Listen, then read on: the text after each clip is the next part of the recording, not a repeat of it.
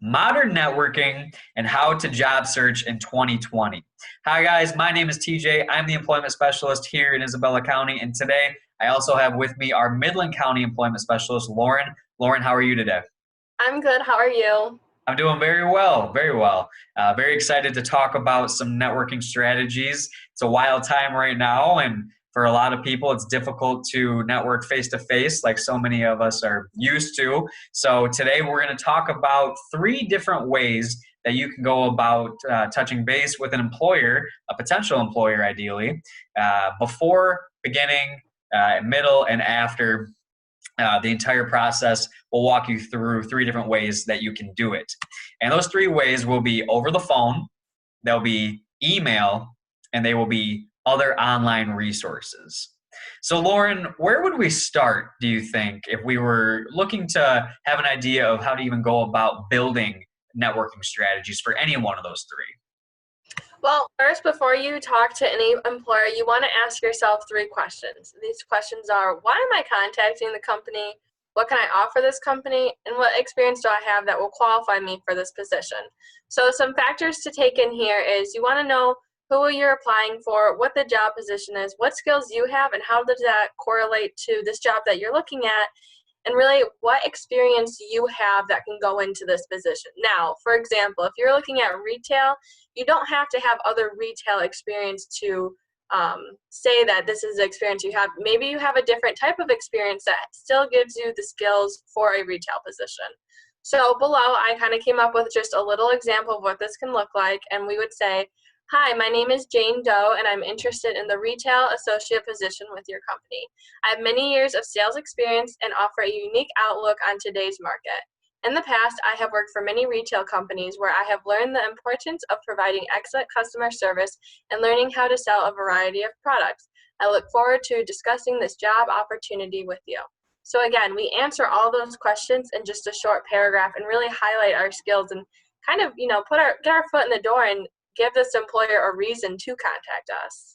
Yeah, and what I think is cool is that example can be used for all three, and we'll break it down how it's used for all three.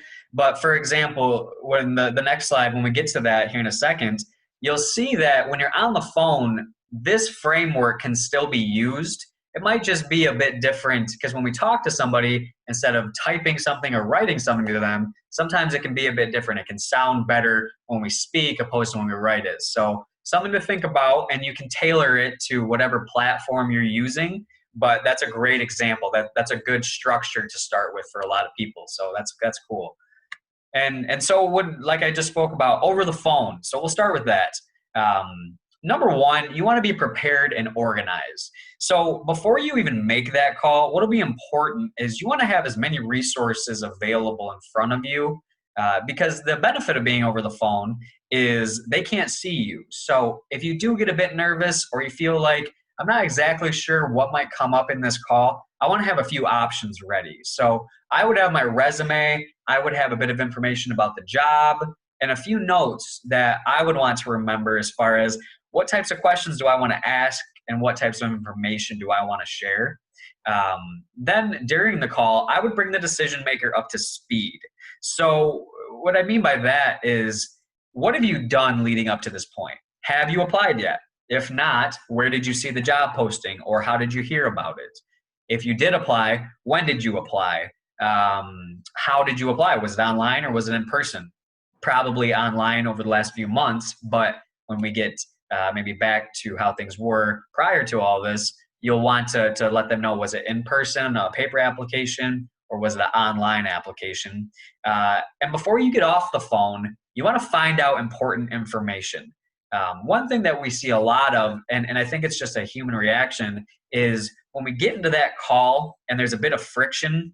What I mean by friction is that they may not provide the information just forth. They might just not come forth with it, right? They might not provide it in a way that's easy to get. So let's say you ask for information about the decision maker. When are they in? What is their name? They might not know, or it might be a bit of a clunky conversation. And we might have that instinct to, okay, thanks so much, and try to get out of the call because it's a bit uncomfortable. And that's where your resources can come into play. And you can have notes in front of you so that if it does get a bit uncomfortable or it doesn't go exactly how you mapped it out in your mind leading up to that call, you're prepared, because it's never going to be perfect. So that's a good thing to think about. So before you get off that phone, make sure you find out the information that's really important.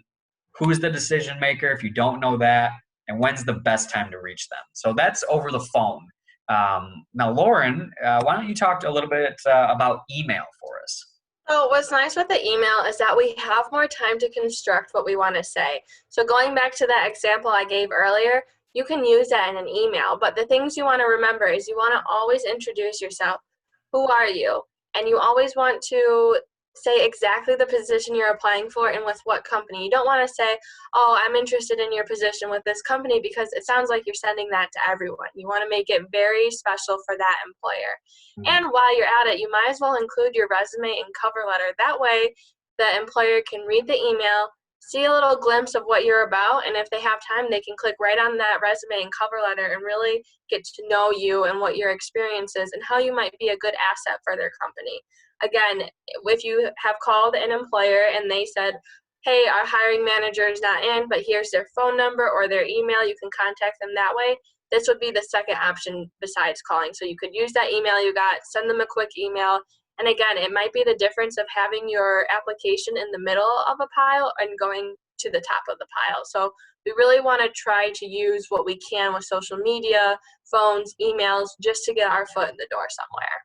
Yeah, great points. And that kind of segues into our last slide, which talks about online resources. So online resources, like Lauren just mentioned, social media is one of the big online resources that we'll see a lot of job searchers at least have the potential to utilize. And I think going forward, you'll see that you might have more opportunity that way over the next few years, because a lot of jobs will get posted on social media.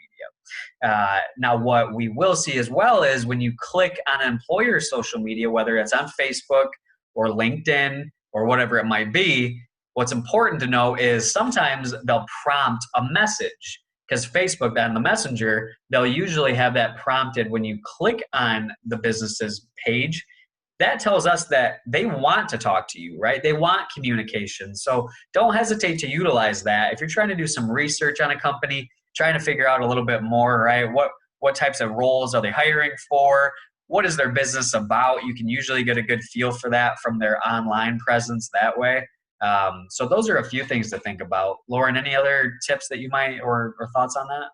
I would say when you're looking at the job boards like Indeed, Glassdoor, Monster, LinkedIn, if you can't think of the exact title, because the retail associate at one store might have a different title at a different store. So if you can't find the title or don't know what to put in, put your key skills that you have. If you like to organize, maybe put organization skills needed into that search bar, and it will pull that word from other applications. So you can use those keywords in your strengths to kind of find what you want to do or find that exact job that would really fit you. Yeah, that's a great point. And one thing that I think is important also for people when they're using online resources, some people aren't social media, savvy, or they don't prefer it. They don't want to use it, and that's totally fine. So what we will work on with people is trying to figure out that information from their website. So a lot of employers or businesses, whatever it might be, they'll have a website, and you can go to that website and usually find an employment tab. And you'll see at the top of the screen along maybe contact us or about us, or it'll just be a career tab. You'll see words like that. Clicking on those will usually direct you to where you'll find job postings that they're putting on their website. Just another good resource for those who say, hey, you know what, I don't want to be on Facebook or I don't want to be on LinkedIn, all those things. Totally fine. There's other ways to do it. And then you can usually find out the information to maybe make that phone call or send that email. So those are some things that we thought were helpful and that we've seen utilized in a really positive way over the last few months and years. And we thought that these would be helpful because in today's job search, in the modern workforce right now, we're at a point where we have to get creative and we have to use our resources. Lauren, any other closing thoughts or anything you wanted to add to that? I would just say to whoever has found these videos helpful, if you need more, please let us know. We are more than happy to make any type of videos if you want to know more about a certain how you should apply for jobs or how to interview for jobs. Please let us know. We are always here to help, and we really enjoy doing this all.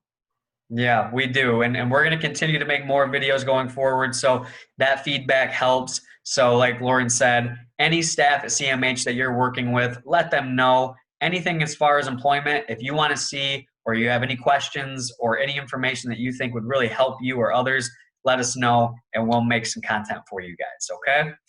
Well, thanks so much for watching our video. And we will talk to you all very soon. And Lauren, you have a very nice day. Thanks, you too. Yeah, take care.